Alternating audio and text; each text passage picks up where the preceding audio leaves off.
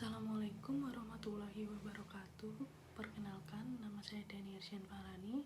Saya berasal dari jurusan Teknik Sipil, program studi S1 Teknik Sipil, berasal dari Offering Bayi E22, Universitas Negeri Malang. Di sini saya akan menjelaskan mengenai hakikat manusia. Let's check it out.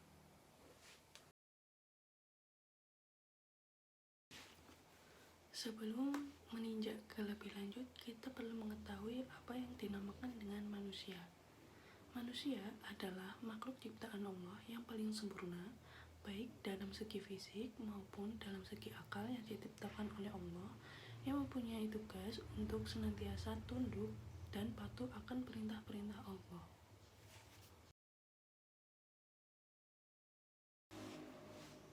Yang selanjutnya yakni penyebutan manusia.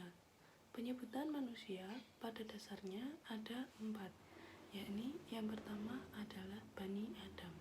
Manusia disebut Bani Adam karena pada hakikatnya manusia merupakan keturunan Nabi Adam, atau biasa disebut dengan anak cucu Adam. Yang kedua, manusia disebut dengan Basyar. Kenapa manusia disebut dengan Basyar? Karena ditinjau dari segi biologis, manusia diciptakan oleh Allah secara indah. Yang arti basyar yakni manusia melakukan usaha untuk melakukan kegiatan rutinitasnya seperti makan, minum, melakukan hubungan, dan usaha untuk memenuhi kebutuhan biologis lainnya. Yang selanjutnya yaitu manusia disebut dengan insan. Mengapa manusia disebut dengan insan?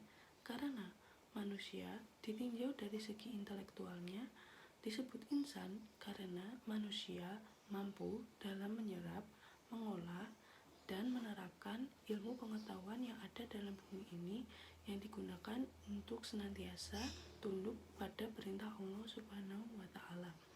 Yang keempat, yakni manusia disebut nas.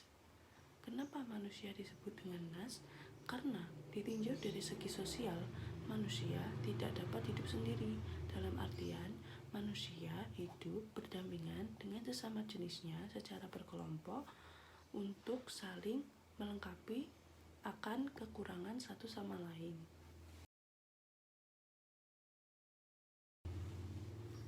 Pada pembahasan lebih lanjutnya, kita perlu mengetahui apa sih kedudukan manusia di dalam bumi ini, kenapa manusia diciptakan oleh Allah. Yakni manusia memiliki kedudukan yang sangat sempurna di dalam bumi ini, yakni sebagai hamba Allah Subhanahu wa Ta'ala.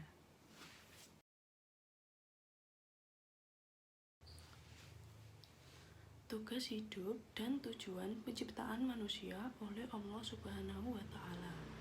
Kenapa kita diciptakan oleh Allah? Apa tujuan hidup kita? Apa tugas hidup kita? Itu perlu kita ketahui. Karena kita sebagai hamba Allah, kita harus patuh akan perintahnya. Apa sih tugas hidup manusia itu? Tugas hidup manusia yakni senantiasa beribadah kepada Allah dan menjauhi segala larangannya, serta menaati seluruh perintah-perintah Allah tanpa terkecuali.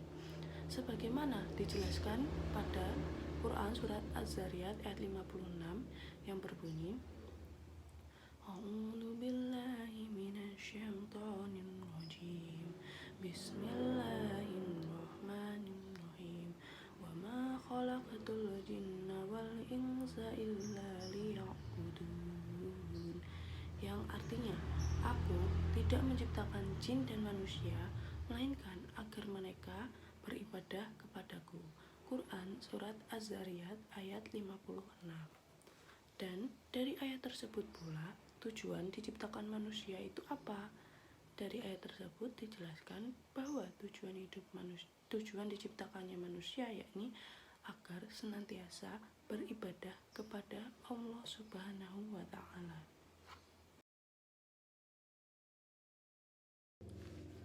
Pembahasan lebih lanjut kita akan membahas yakni rasa, akal, dan badan.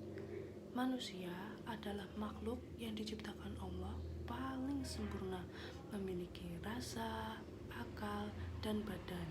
Yang bagaimanapun itu ada makhluk yang tidak sesempurna kita, bahkan kita itu paling sempurna gitu.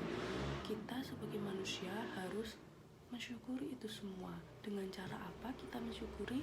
Kita harus saling mengimplementasikan 3 hal tersebut secara seimbang. Kita tidak boleh hanya menitik beratkan pada satu hal. Misal kita menitik beratkan kepada rasa. Jika kita menitik beratkan kepada rasa, kita akan bisa terjatuh dalam spiritual dan lain-lain. Maka kita harus menyeimbangkan 3 hal tersebut. Agar apa sih? Agar hidup kita itu tentram, agar hidup kita itu tenang, agar hidup kita tidak loncat dan terombang-ambing satu sama lain. Implementasi tugas hidup manusia. Kan tadi sudah dijelaskan bahwa tugas hidup manusia yakni senantiasa beribadah kepada Allah dan melaksanakan segala perintahnya dan menjauhi segala larangannya. Berarti kita yakni melaksanakan ibadah seperti sholat, puasa, haji, senantiasa bekerja keras, mengaji, dan bertanggung jawab, sedekah, saling melindungi satu sama lain antar sesama manusia. Kita juga harus menghindari dan menjauhi segala larangan Allah seperti mencuri, berbuat buruk, melakukan zina. Kalau anak muda seperti berpacaran, itu tidak boleh dilakukan ya guys, karena ya kita dosa kalau kita melakukan itu. Kita lebih baik cari aman dengan cara beribadah hanya kepada Allah secara ikhlas, agar hidup kita bahagia baik di dunia maupun di akhirat. Sekian penjelasan dari saya mengenai hakikat manusia. Mohon maaf apabila ada kesalahan kata maupun perbuatan. Wabillahi taufiq wal hidayah, walidawalinaya. Wassalamualaikum warahmatullahi wabarakatuh.